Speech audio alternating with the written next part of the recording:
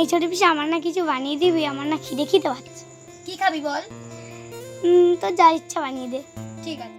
আমার ভাইপো যেহেতু আমার কাছে আবদার করেছে, আর আমি পিসি হয়ে কীভাবেই বা সেই আবদারটা না রাখতে পারি, তো সেই জন্য চলে গেছিলো আমাদের দোকানে। আর আমাদের দোকান থেকে দুটো ম্যাগির প্যাকেট নিয়ে এসেছিলাম আর একটা ডিম।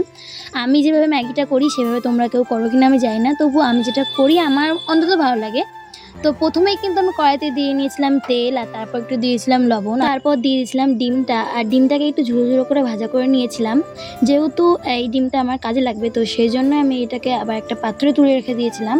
আর এই কড়াইতেই কিন্তু আমি ম্যাগিটা করব, আর তার জন্য কিন্তু আমি কড়াটাকে ভালো করে একটু ফ্রেশ করে নিয়েছিলাম। আর তারপর আমার অনুমান মতো একটু জল নিয়ে নিয়েছিলাম, আর তারপর কিন্তু আমি একে একে ম্যাগিগুলোকে সব ভেঙে ভেঙে ওর মধ্যে দিয়েছিলাম। আমি যেহেতু দুটো প্যাকেট নিয়েছিলাম তাই সেই অনুমান মতন আমি জলটা দিয়ে নিয়েছিলাম। আর তোমরাও কিন্তু চাইলে আমার মতন করে ট্রাই করে দেখতে পারো, খারাপ খেতে লাগবে না, বেশ ভালোই লাগবে। আর তারপর আমি দিয়ে দিয়েছিলাম ম্যাগি মশলা, 2 প্যাকেট ম্যাগি মশলা ছিল আমার কাছে, সেই দুটোই দিয়ে দিয়েছি। আর এদিকে কিন্তু আমার একটু ম্যাগিটা জলটা একটু কমে আসলে আমি তারপর একটু দিয়ে দিয়েছিলাম ব্ল্যাক পেপার, তোমরাও দিতে পারো। আর এই দিকে কিন্তু আমার 2 মিনিটের ম্যাগি হয়ে গিয়েছে। আর তারপর আমি একটা থালায় লাভিয়ে নিয়েছিলাম। আর তারপর কিন্তু আমি সেই ডিমের কুচিগুলোকে আমি কিন্তু উপর থেকে দিয়ে নিয়েছিলাম। আর এদিকে কিন্তু আমার ম্যাগিটা প্রায় ডান। আমার কিন্তু 2 মিনিটে ম্যাগি হয়ে গেছে। আমি যেটুকু যা পারি সেটুকু একটু করেছি। এবার চলো ওকে দেওয়া যাক। ও যেহেতু আমার কাছে একটু আবদার করেছিল, তো ওর আবদারটা তো রাখতেই হবে আমার। তো চলো এবার ওকে দিই। এনে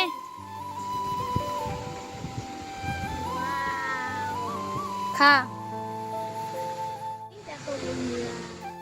কিরে কেমন হলো? দারুণ। তাহলে আজকের মতন আসি।